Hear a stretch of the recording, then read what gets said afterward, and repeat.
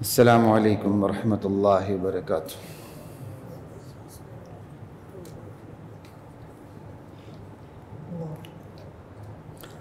بسم اللہ والحمد للہ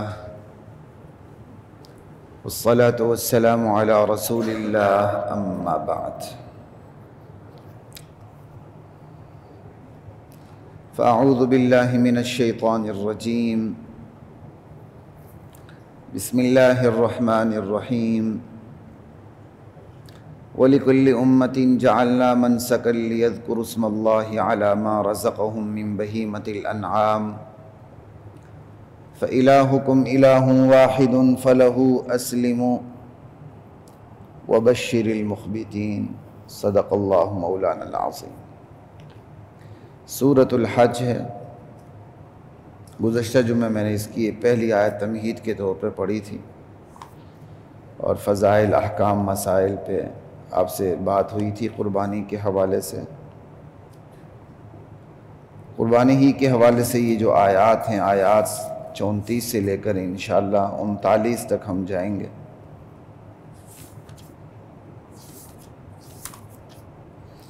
کہ اس امت میں قربانی رکھی کیوں گئی، بلکہ ہر امت میں قربانی رکھی کیوں گئی، اس کے مقاصد کیا ہیں، اس کی روح اور اسپرٹ کیا ہے، اللہ بندے سے چاہتے کیا ہیں۔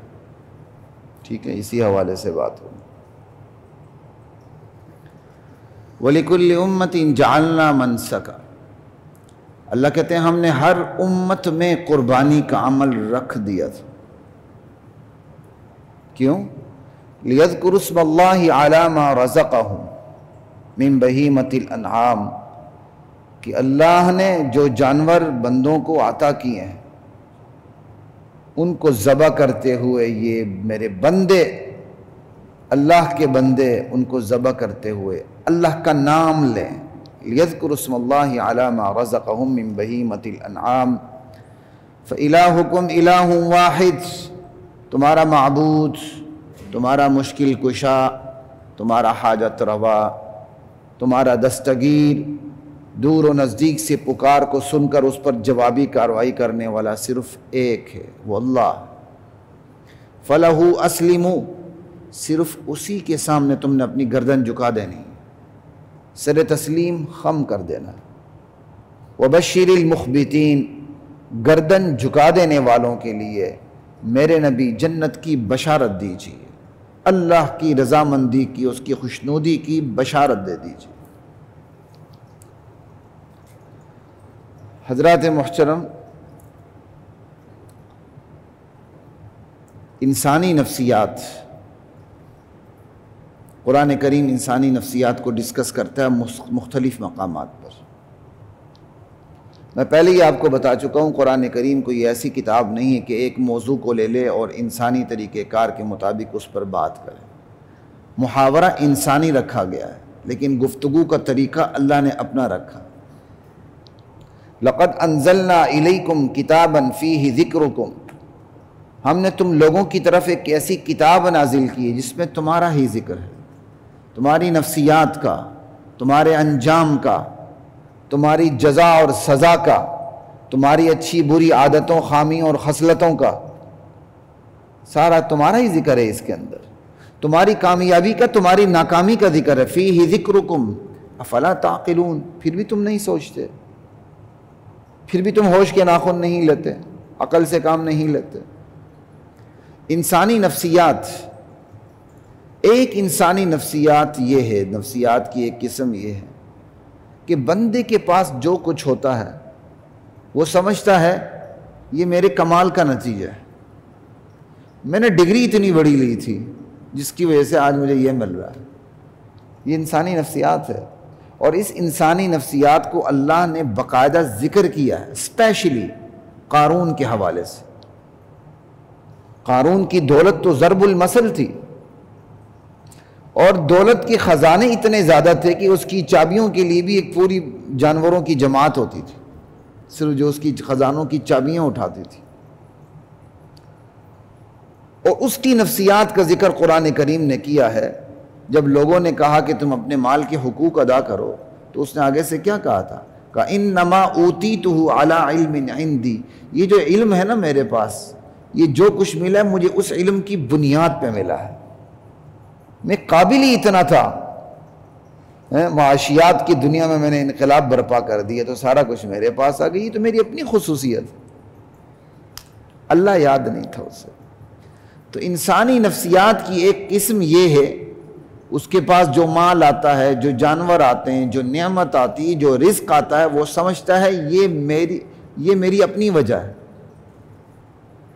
یہ ایک انسانی نفسیات کی ایک قسم ہے۔ اور ایک دوسری قسم ہے انسانی نفسیات کی، وہ ہے کہتے یار میری ذاتی وجہ تو نہیں، لیکن میرے تعلقات بڑے وسیع ہیں، ان تعلقات کی بنیاد پر آج میرے پاس طاقت ہے، اختیارات ہیں، دولت ہے، مال و منصب ہے۔ اس کی نظر اللہ پہ نہیں جاتی، اس کی نظر اپنی ذات پر بھی نہیں جاتی۔ وہ جو بظاہر دنیا کے اسباب ہوتے ہیں، جن کے جوتے سیدھے کر کے اس نے دنیا کمائی ہوتی، اس پہ نظر جاتی کہ بھائی میرے تو تعلقات ایسے ہیں۔ دو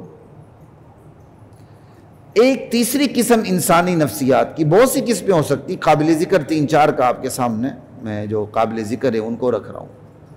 ایک تیسری قسم ہے انسانی نفسیات کی، وہ یہ ہے یہ میرے پاس جو کچھ ہے جی یہ تو فلاں بزرگ کی عطا ہے، فلاں سرکار کے ہاتھ میں نے ہاتھ دے دیا ہے، بس پیر صاحب کی بخششیں ہیں، یا وہ زندہ پیر ہوگا یا وہ مردہ پیر ہوگا۔ زندہ ہے تو کہ جی جب سے میں ان کے در پہ گیا ہوں بس یہ انہی کی تو عطا ہے،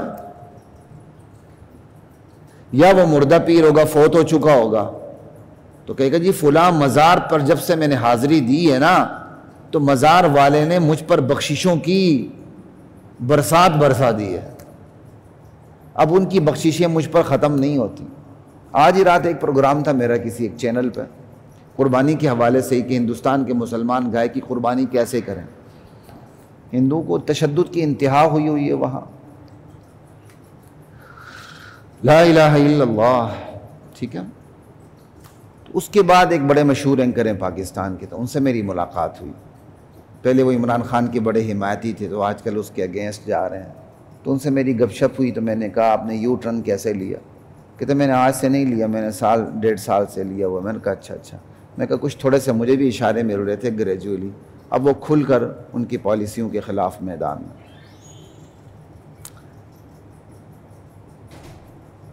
تو انہوں نے ذکر کرتے کرتے وہ پاک پتن کی بات آ گئی، جہاں ہمارے سابق وزیر اعظم عمران خان سجدہ ریز ہوئے تھے، جا کے ماتھا ٹیکا تھا جس قبر پہ۔ تو وہ کہنے لگے کہ میری ذاتی ملاقات کے اندر اس خاتون نے مجھے صاف کہا کہ جی آپ صاحب مزار سے پاک پتن والے فرید الدین گنج شکر رحمۃ اللہ علیہ کن کا مزار ہے، کہتا ان سے مانگ لیں وہ عطا کر دیتے ہیں۔ مضمون یہ بابا فرید گنج شکر۔ تو کہنے کہ میں نے انہیں صاف کہا میں تو اللہ کے سوا کسی سے نہیں مانگتا، دینے والا تو اللہ ہے۔ کہتا آپ وہابی ہیں؟ کہتا اس خاتون اول نے کہا، سابق خاتون اول نے، آپ وہابی ہیں؟ تو کافی انہوں نے باتیں کی اس طرح کہ کہ آرام سے بات کریں، وہ سن لیں گے، وہ سن لیتے ہیں۔ یہاں بات شاید اسلام آباد میں یا کہاں ہو رہی ہے اور فرید الدین گنج شکر رحمۃ اللہ علیہ سن رہے ہیں۔ کہتے ہیں آپ ان سے مانگیں وہ سب کچھ عطا کر دیتے ہیں۔ تو یہاں صرف آپ کو یہ بتانا مقصد ہے، ایک انسانی نفسیات یہ ہے وہ سمجھتا ہے سب کچھ میری وجہ سے، دوسری انسانی نفسیات یہ ہے وہ کہتا ہے میرے تعلقات کی وجہ سے، تیسری انسانی نفسیات یہ ہے کہ وہ کہتا ہے میں کسی زندہ کے ہاتھ میں ہاتھ دے چکا ہوں، اس سے میری تقدیر بدل دی ہے، فلاں سرکار کے پاس جب سے میں گیا ہوں نا اس نے بخششوں کی انتہا کر دی ہے۔ اور کیا کہتے ہیں تیسری یا چوتھی انسانی نفسیات یہ مردہ یعنی فوت شدہ کسی ہستی کے پاس کسی صاحب مزار سے مانگ لینا جا کے کہ جب سے میں ان کے در پہ گیا ہوں بس میری تو قسمت کھری ہو گئی ہے، برستی بارش بندی نہیں ہوتی۔ اب یہ ساری نفسیات کوئی ناشکر والی نفسیات ہے، کوئی شرک والی نفسیات ہے۔ ان میں صرف ایک نفسیات ٹھیک ہے، میرے پاس جو کچھ ہے میرے مالک کی عطا ہے، میرے نبی کے پاس بھی جو کچھ تھا وہ میرے مالک کی عطا تھی. سمجھائی بات؟ تو میرا اپنا کچھ بھی نہیں، میری اپنی کوئی قابلیت نہیں، میرے تعلقات کی کوئی حیثیت نہیں. انسان کے زندہ مردہ لوگوں کی، مردہ زندہ انسان کچھ بھی نہیں دے سکتے. یہ جو کچھ ہے یہ اللہ کی طرف سے. یہ ہے اصل نفسیات جس پر نجات کا دار و مدار ہے. قربانی دراصل اسی نفسیات کو ترقی دینے کے لیے ہے. یہ ساری میں نے تمہید اس لیے باندھی آپ کے سامنے بات آ جائے. یہ عبادات دراصل اسی نفسیات کو ترقی دینے کے لیے کہ جو کچھ ہے وہ اللہ کی طرف سے. آپ دیکھیں اللہ نے جو کچھ عطا کیا اس حساب سے کوئی نہ کوئی عبادت موجود ہے. آپ نماز پڑھتے ہیں،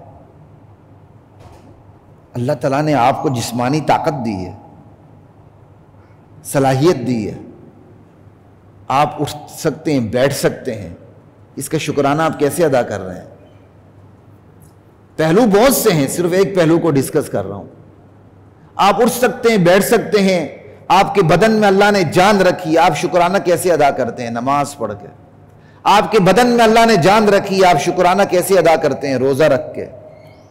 آپ کے بدن میں اللہ نے جان رکھی ہے، ساتھ مال بھی عطا کر دیا ہے، آپ شکرانہ کیسے عطا کرتے ہیں؟ حج کر کے، عمرہ کر کے. اللہ تعالیٰ نے آپ کو بدن میں جان دی ہے اور آپ کو صلاحیتیں دی ہیں، آپ کو بہادری سے نوازا ہے. آپ کیا کہتے ہیں؟ شکر کیسے ادا کرتے ہیں؟ جہاد کر کے. یعنی بدن دیا ہے تو بدنی عبادت کر رہے ہیں، مال دیا ہے تو مالی عبادت کر رہے ہیں، جان دیے تو جانی عبادت کر رہے ہیں. کوئی سمجھ آ رہی ہے آپ کو؟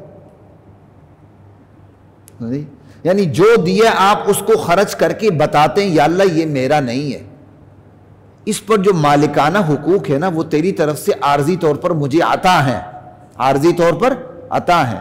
یہ تو میں مجازی مالک ہوں، اصل مالک تو ہے، اصل مالکانہ حقوق تیرے پاس ہے.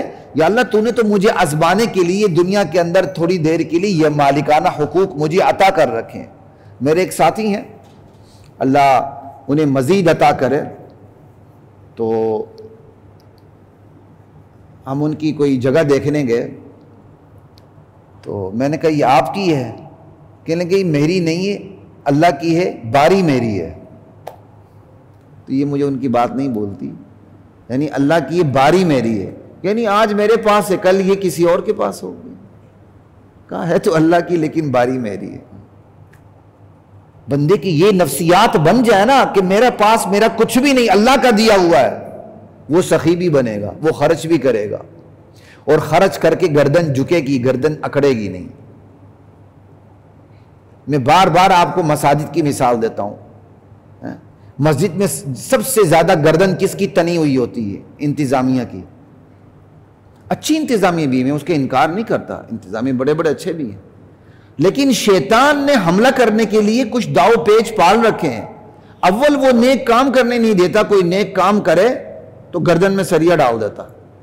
جب گردن میں سریا ڈال دیتے اللہ اوپر سے لینٹر ڈال دیتے ہیں، بات ہی صاف ہو جاتی ہے. تو آپ عموماً دیکھیں مساجد کی جو انتظامیہ ہوتی ہے گردن تنی ہوئی ہوتی ہے، آپ کو پتہ چل جاتا ہے یہ کوئی نہ کوئی عہدیدار ہے.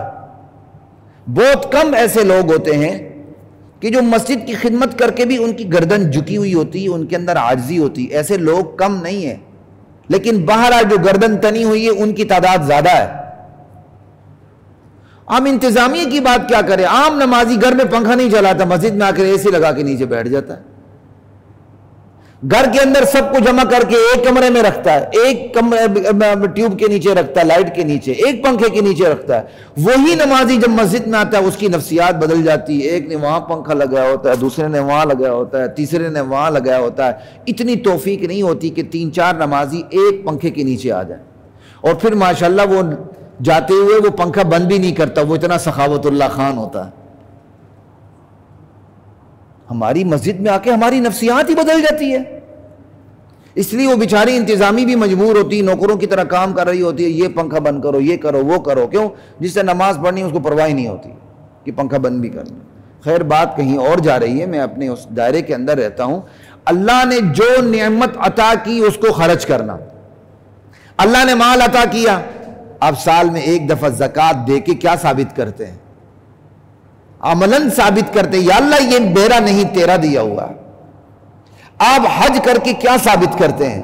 یا اللہ یہ حج کرنے کی طاقت بھی تیری طرف سے، بدنی طاقت بھی، اور یہ حج کرنے کی جو مالی طاقت اللہ نے یا اللہ دی یہ بھی تیری طرف سے، میرا کچھ بھی نہیں ہے.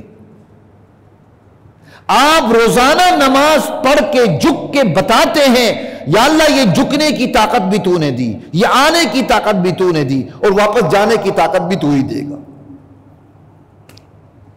قربانی دراصل دیگر عبادات کی طرح اسی نفسیات کو زندہ رکھتی ہے کہ جو دیا ہوا ہے وہ اللہ کا ہے. آپ ذرا سنیں تو صحیح الفاظ پہ، یہ ساری تمہید دراصل آیات کی تشریح ہے. وَلِكُلِّ أُمَّةٍ جَعَلْنَا مَنْسَكًا، ہم نے ہر امت میں قربانی کا عمل رکھ دیا تھا.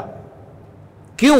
لِيَذْكُرُوا اسْمَ اللَّهِ، تاکہ اس قربانی پر اللہ کا نام لیا جائے، تاکہ اس قربانی پر ذبح کرتے وقت اللہ کا نام لیا جائے، بس اور کسی کا نہیں. اللہ برداشت نہیں کرتا کہ اس کی پروڈکٹ پر کسی اور کا نام لگے، کسی اور کا لیبل لگے. اب کیا پڑھتے ہیں؟ انی وجہت وجہی للذی فطر السماوات والارض حنیفا وما انا من المشرکین ان صلاتی ونسکی ومحیای ومماتی للہ رب العالمین لا شریک لہ وبذالک امرت وانا اول المسلمین. آپ یہ دعائیں پڑھتے ہیں، پھر بسم اللہ اللہ اکبر اللہم منکا ولکا، یا اللہ یہ تیری طرف سے عطا تھی، تیرے نام پہ میں نے دے دی. تو یہ آپ قربانی کر کے دراصل بتا رہے ہوتے ہیں یا اللہ عبادت بھی تیرے نام، اور جو دیا وہ تیرا ہی دیا ہوا ہے. لِيَذْكُرُوا اسْمَ اللَّهِ عَلَى مَا رَزَقَهُمْ، یا اللہ نے قربانی کا عمل رکھا کیوں؟ اللہ خود اس کی ریزن بتا رہے ہیں تاکہ قربانی کے جانور پر اللہ کا نام لیا جائے. پھر قربانی کا جانور بھی کون سا ہے؟ اللہ اس نفسیات کو زندہ رکھنا چاہتے ہیں کہ بندے کے سب کانشیس سے بھی غائب نہ ہو جائے، بلکہ کانشیس کے اندر رہے، شعور کے اندر یہ بات رہے. کیا؟ عَلَى مَا رَزَقَهُم مِّن بَهِیمَةِ الْأَنْعَامِ، اللہ نے جو جانور بطور رزق عطا کر رکھے ہیں. کتنی بڑی بات ہے، اللہ نے جو جانور بطور رزق عطا کر رکھے. تو نفسیات آ گئی کہ نہیں یہ دیا ہوا کس کا ہے؟ میرا نہیں بلکہ اللہ کا ہے. عطا کر رکھے ہیں، ان کو اللہ کے نام پر ذبح کرتے ہوئے، ان کو اللہ کے لٹا کر ذبح کرتے ہوئے اللہ کا نام لینا، یعنی اللہ کی دی ہوئی چیز اللہ کے نام پہ دے دینا، یہ ہے قربانی. بھئی اللہ تعالیٰ نے تو دے دی، صرف اللہ کا نام کیوں؟ اللہ تعالیٰ نے تو دے دی، چلو جی محبت پہ ہم کسی اور کے نام پہ بھی دے دیتے ہیں. کہنا فَإِلَٰهُكُمْ إِلَٰهٌ وَاحِدٌ، تمہارا الہ ایک ہی الہ ہے، معبود وہی ہے، مشکل کشا وہی ہے، حاجت روا وہی ہے. دور و نزدیک سے یکساں طور پر پکار سننے کی طاقت صرف اسی کے پاس ہے. مردہ کوئی بھی نہیں سنتا، زندہ نہیں سنتا. اس دیوار کے پیچھے آپ ذرا چلا جائے، زندہ سنے گا تو مردہ کیسے سنے گا؟ اِنَّكَ لَا تُسْمِعُ الْمَوْتَى، اللہ تو کہتے ہیں مردے سنتے بھی نہیں ہیں، تم سنا بھی نہیں سکتے. وَمَا أَنْتَ بِمُسْمِعٍ مَّن فِي الْقُبُورِ، جو قبروں میں پڑے آپ سنا ہی نہیں سکتے ان کو. صاف صاف آیات ہیں، قرآن کی صاف آیات کو چھوڑ کے آپ کہاں، میں اور آپ کہاں جا رہے ہیں؟ لا الہ الا اللہ. تو دور و نزدیک سے پکار سننے کی طاقت اللہ کے پاس، اس پکار کو سن کر اپنی مرضی سے جوابی کارروائی کرنے کی طاقت بھی کس کے پاس؟ یہ نہیں کہ بندہ اللہ کسی کی پکار کو سنے تو اس کا زور چلے اللہ پر. بسا اوقات کچھ ایسے مشرکانہ کلپ سننے کا موقع مل جاتا ہے یوٹیوب پہ، تو مجھے حیرانی ہوتی ہے کہ کس طرح لوگ عقیدے پر ڈاکہ مارتے ہیں. کہتے ہیں اس کے پاس چلو جس کا زور اللہ پہ چلے. انا للہ و انا الیہ راجعون. اس کے پاس چلو جس کا زور اللہ پہ چلے. اللہ پر کسی کا زور چل سکتا؟ اللہ پر نہ دبدبے کا زور چلتا ہے، نہ تعلقات کا زور چلتا ہے. اللہ جو کرتا ہے اپنی مرضی سے کرتا ہے. کسی کی رعایت بھی رکھتا ہے تو اپنی مرضی سے رعایت رکھتا ہے. اگر اللہ نے سفارش کی اجازت بھی دی ہے اور دے گا انشاءاللہ، وہ بھی اپنی مرضی سے دے گا، زور نہیں اللہ پہ کسی کا۔ لا الہ الا اللہ۔ کل یذکر اسم اللہ علی ما رزقہم من بہیمۃ الانعام، اللہ نے جو جانور عطا کر رکھے ہیں ان پر اللہ ہی کا نام لیا جائے، اس لیے ہم نے قربانی رکھی ہے۔ کوئی سمجھ آ رہی ہے؟ اللہ کہتے ہیں ہم نے قربانی رکھ دی ہر امت میں، کیوں؟ اس لیے ہم نے جو جانور عطا کیے ہیں ان جانوروں پر ذبح کرتے ہوئے صرف ہمارا نام لیا جائے، اس لیے ہم نے قربانی رکھی۔ کیا انسانی نفسیات کلیئر ہو جاتی ہے، جو دیا ہوا اللہ کا ایک، اور پھر ہم نے دینا بھی ہے تو کس کے نام پہ؟ دو بڑی چیزیں، جو کچھ ہے وہ اللہ کا، اور جب ہم خرچ بھی کریں گے تو کس کے نام پہ؟ صرف اللہ کے نام پہ۔ ہاں اللہ نے یہ رعایت ضرور رکھی ہے، اس کا ثواب آپ جسے مرضی پہنچائیں۔ آدم علیہ السلام سے لے کر آخر آدم ذات تک جتنے مومن مسلمان زندہ مردہ سب کو پہنچائے۔ تو کہا صرف اللہ کا نام، کیوں؟ معبود وہ، حاجت روا وہ، مشکل کشا وہ، دور و نزدیک سے پکار کو سننے والی ہستی وہ، اس پکار پر جوابی کارروائی کرنے والے اور واحد اللہ بھی وہی، تو لہذا نام بھی اسی کا چلے گا، کسی اور کا نام؟ بھائی یہ تو بڑے مشکل احکامات ہیں، ہم نے تو پتہ نہیں کتنے خدا بنا رکھے ہیں۔ کوئی جوئے میں جتاتا ہے، کوئی بیٹی دیتا ہے، کوئی بیٹا دیتا ہے، بیٹی دے تو پیراں دیتی، بیٹا دے تو پیراں دیتا، حالانکہ پیراں دیتی کوئی بھی نہیں ہے، اللہ دیتی بھی اور اللہ دیتا بھی، اللہ رکھی بھی اللہ رکھا بھی ہے۔ پیر تو صرف بیٹے ہی دیتے ہیں، پیراں دیتا، سمجھ آئی؟ انا للہ و انا الیہ راجعون۔ کئی تو بڑے احکامات، ہم تو پتہ نہیں، بچہ نہیں ہوتا تو کہاں کہاں جا کے مانگتے ہیں اللہ کو چھوڑ کے، اللہ شارک سے قریب ہے نہیں مانگتے، سجدے میں اللہ سے ملاقات ہوتی نہیں مانگتے، او پتہ نہیں کس کس جگہوں پہ جا کر ہم بچے مانگتے ہیں کہ بیٹا نہیں ہو رہا۔ تو کہا فَلَهُ أَسْلِمُوا، اللہ کی شان یہ ہے نا، اسی کے سامنے گردن جھکاؤ، بس گردن اللہ کے سامنے جھکانی ہے۔ وَبَشِّرِ الْمُخْبِتِينَ، میرے نبی میرے سامنے گردن جھکانے والوں کو بشارت دے دیجیے کہ میں ان سے راضی ہو چکا، اور جنت کی بشارت دے دے۔ وَبَشِّرِ الْمُخْبِتِينَ، گردن جھکانے والے ہیں کون؟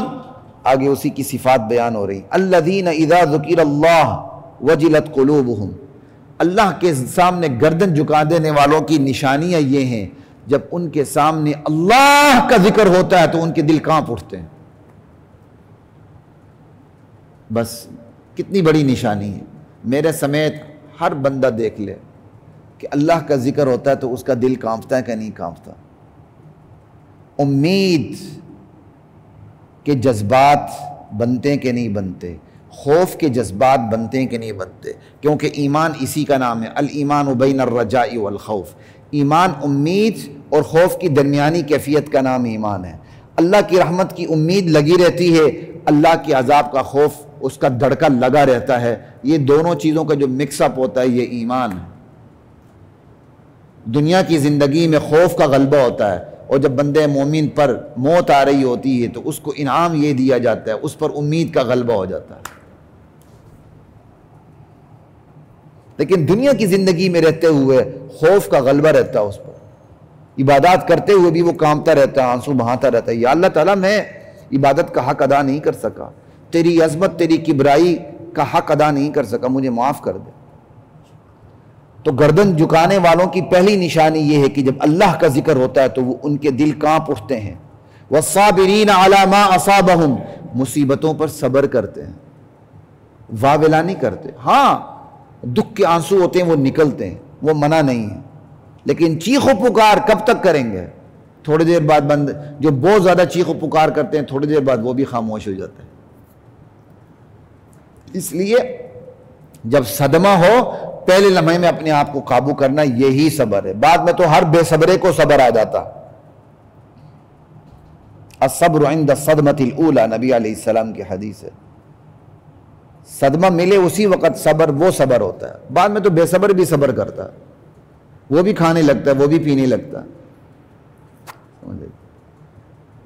تو گردن جھکا دینے والوں کی نشانی یہ ہے کہ اللہ کا ذکر ہو دل کانپ اٹھتا ہے ان کا، مصیبت پر وہ صبر کرتے ہیں۔ والصابرین علی ما اصابہم، اور تیسری نشانی ان کی کیا ہے؟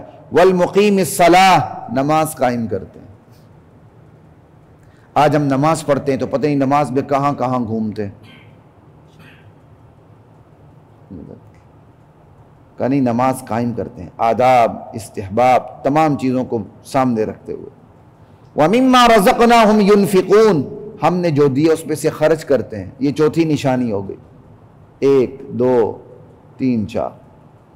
وَالْبُدْنَ جَعَلْنَاهَا لَكُمْ مِنْ شَعَائِرِ اللَّهِ لَكُمْ فِيهَا خَيْرٌ، قربانی کے جانور جو اونٹ ہیں، اللہ کہتے ہیں ہم نے ان کو تمہارے لیے شعائر اللہ بنا دیا ہے، اللہ کی نشانیاں، اللہ کی رحمت کی نشانیاں، اللہ کے دین کی نشانیاں۔ شعائر اللہ، شعائر، شعار پاس ورڈ ہے،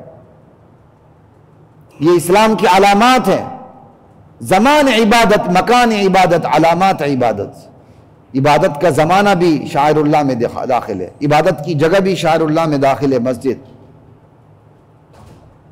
عبادات کی علامات بھی شعائر اللہ میں داخل ہے، یہ قربانی شعائر اللہ میں داخل ہے۔ اسلام شعائر اللہ کہتے ہیں جس سے اسلام کی پہچان ہوتی ہو، یہ قربانی کا جانور، اس سے اسلام کی پہچان ہوتی ہے۔ لَكُمْ فِيهَا خَيْرٌ، تمہارے لیے ان جانوروں میں بڑی ہم نے بلائیاں فوائد رکھے ہیں۔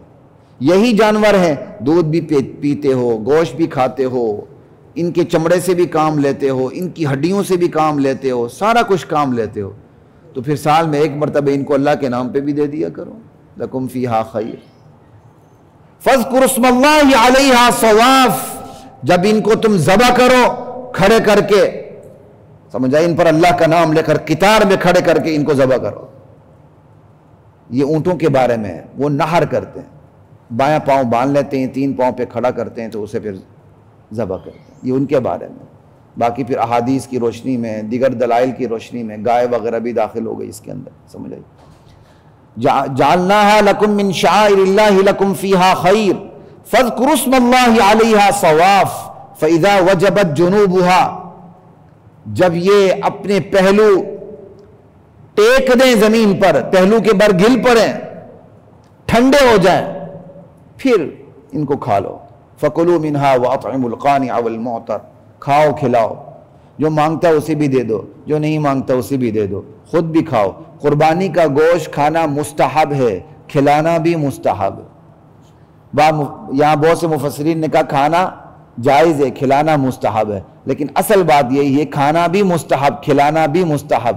یہ کھانے کا باقاعدہ اہتمام فرمایا کرتے تھے نبی علیہ السلام، قربانی کے جانور کے گوشت کو کھانے کا باقاعدہ اہتمام فرماتے تھے۔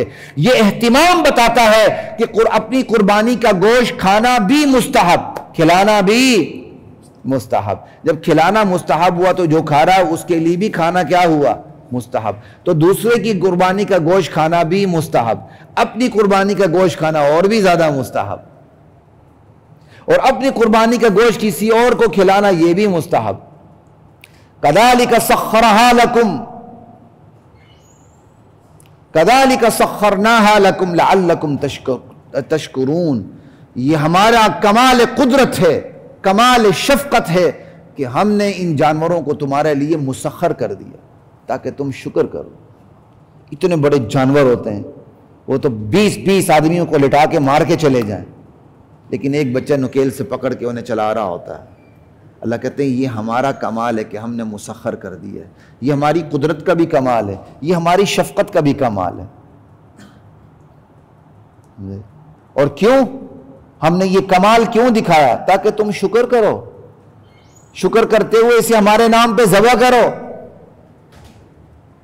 تم ہمارے نام پہ ذبح کرو گے تو ہمیں خون پہنچے گا، ہمیں گوشت پہنچے گا؟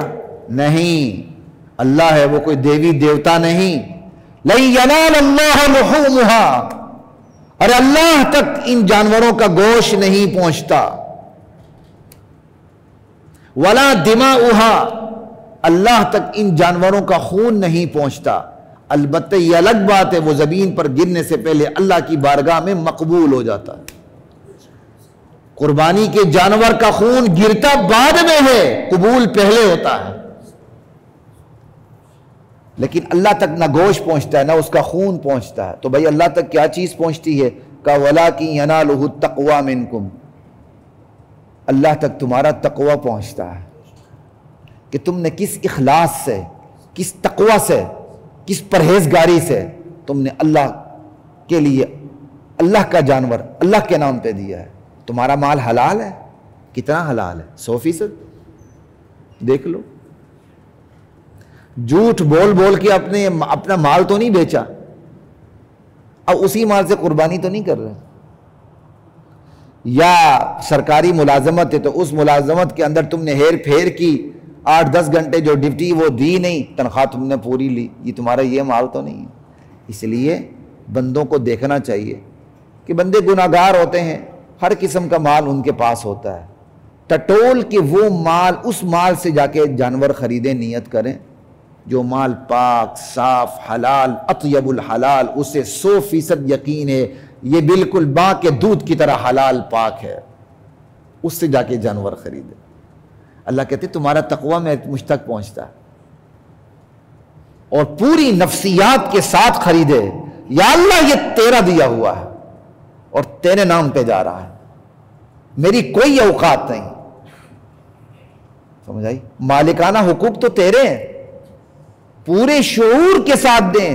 جس شعور کے ساتھ ہم قربانی کریں گے اتنی ہی تیزی سے وہ قربانی کا جو تقوی ہے، قربانی سے جو تقوی نکلے گا وہ اللہ کی بارگاہ تک پہنچے گا۔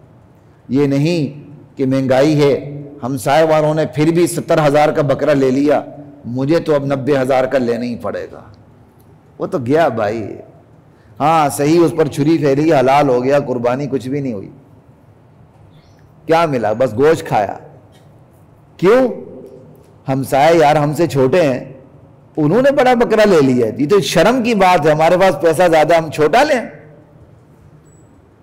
انا للہ و انا الیہ۔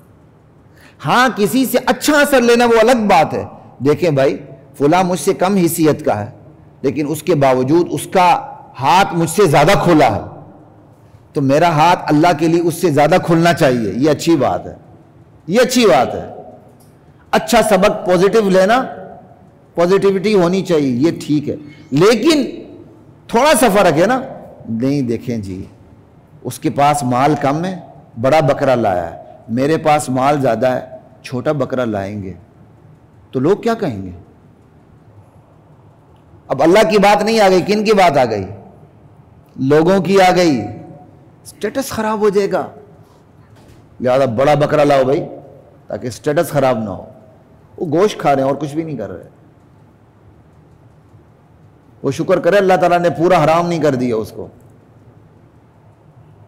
اللہ کہتے ہیں تقوی پہنچتا ہے، بس پھر اللہ کہتے ہیں کذالک سخرھا لکم، یہ جانور یہ ہماری قدرت کا کمال ہے کہ ہم نے ان کو مسخر کر دیا تمہارے لیے، ہماری شفقت کا کمال ہے کہ ہم نے تمہارے لیے ان کو مسخر کر دیا ہے۔ کیوں کیا بھائی؟ تم کسی اور کے نام پہ جا کے دے دو، یہ بکرا چھترا، یہ گائے کٹا بھینس، یہ سنڈا کسی اور کے نام پہ دے دو اللہ کے سوا کا نہیں، لتکبروا اللہ علی ما ہداکم، یہ اس لیے مسخر کیا تم اللہ کی بڑائی کا اعلان کر دو ان پر کہ چھری پھیرتے ہوئے، سمجھ آئی؟ یہ اس لیے کہ تم اللہ کی بڑائی کا اعلان کرو صرف اور صرف، لتکبروا اللہ علی ما ہداکم۔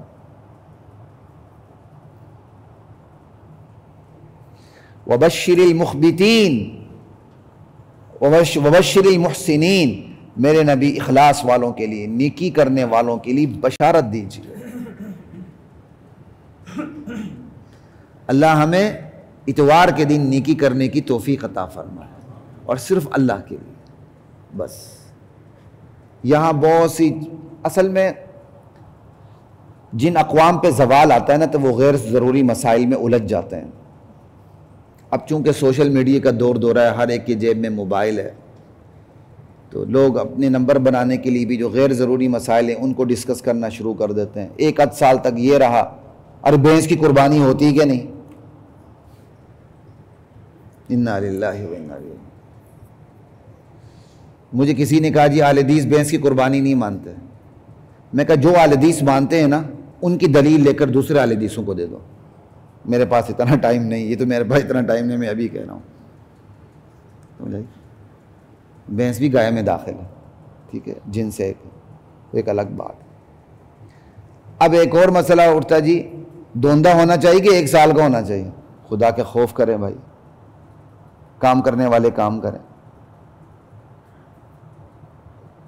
دوندہ ہونا سال کی علامت ہے. آپ نے گھر میں پالا ہوا ہے, آپ کو پتہ ہے اس کا سال مکمل ہو چکا ہے لیکن دانت نہیں گرے, یا دوندہ وہ نہیں ہو رہا لیکن سال مکمل ہے, کریں. یعنی وہ غیر ضروری مسائل جن کا کوئی تعلق نہیں بنتا, امت جا کے ان میں الجھنا شروع کر دیتی ہے. ایک دفعہ ایک صاحب نے مجھ سے مسئلہ پوچھا, جی یہ بتائیں حضرت آدم اور حوا کا نکاح کس نے پڑھایا تھا؟ تو میں نے برجستہ کہا اس وقت میں موجود نہیں تھا. اور میں کیا کہوں اس کو, میں موجود نہیں تھا, یہی کہوں گا نا. کیا میاں بیوی کے حلال ہونے کے لیے نکاح ہی ضروری ہے؟ اس اللہ نے میاں بیوی بنا دیے, بات ختم ہو گئی, آرڈر از آرڈر. عجیب عجیب باتیں کرتے ہیں لوگ. اس لیے بنیاد پہ فوکس کریں, غیر ضروری مسائل کی چھٹی کروائیں, ان چیزوں کو ڈسکس نہ کیا کریں.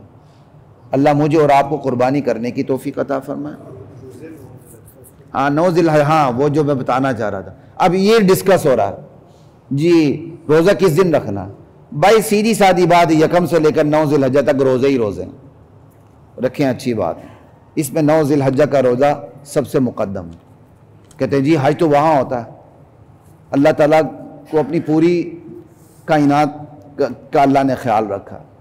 یہ تو آج کی دنیا کہ آپ کو پتہ چل جاتا ہے کہ سعودیہ میں 9 ذی الحجہ کب ہے. کل تک آپ کو پتہ چلتا تھا؟ کل تک تو گجرا والوں کو پتہ نہیں چلتا تھا لاہور میں عید ہو چکی ہے. آج ذرا ابلاغ کی ترقی ہے. بھائی 9 ذی الحجہ کا روزہ ہے, اس 9 ذی الحجہ کا نام عرفہ ہے, جیسا میرا نام خلیق الرحمن ہے. یہ میرا جسم ہے, اس کے اندر میری روح ہے, اس جسم اور روح کا نام میرے باپ نے خلیق الرحمن رکھا.